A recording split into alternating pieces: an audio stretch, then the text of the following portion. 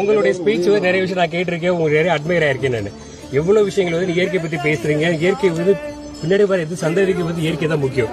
அதை பாதுகாக்கிறத வனத்துறை வந்து இவ்வளவு பேர் போட்டுட்டு மினிமம் ஸ்ட்ரென்த்ல வந்து கிட்டத்தட்ட ஒரு 90% இருந்து அடுத்து கொண்டு போறக்க முயற்சி எடுத்துக்கிறாங்க. இது யாருக்காக இதை பாதுகாக்கு? இப்ப அந்த மாடும் ஆடுகளும் எங்க இருந்துச்சு? இந்த காடுகள்ல இருந்து தான் வந்துச்சு. இந்த காட்டிலேயே நீ நுழைய விடலைன்னா நான் எங்க போய் வாழ்றது சொல்றேன்? நீங்க புள்ள தின்னுறுதுன்றீங்க,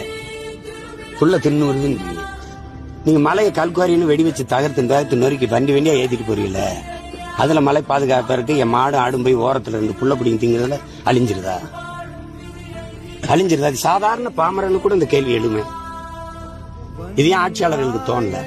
சரி விடியா, நான் மலைக்கு வரலையா, மாற்று இடத்தை கொடுத்துட்டு தடை பண்ணிருக்கணும்ல? நீ அப்படித்தானே செஞ்சிருக்கணும். இதுல மேய்ச்சிக்கப்ப அந்த இருக்குப்பா காடு, இது பூரா உனக்கு மேய்ச்சல் காடு தானே, நான் கும்பிட்டுட்டு மகாராசனா இருக்குன்னு மேய்க்க போயிருப்பேன்ல.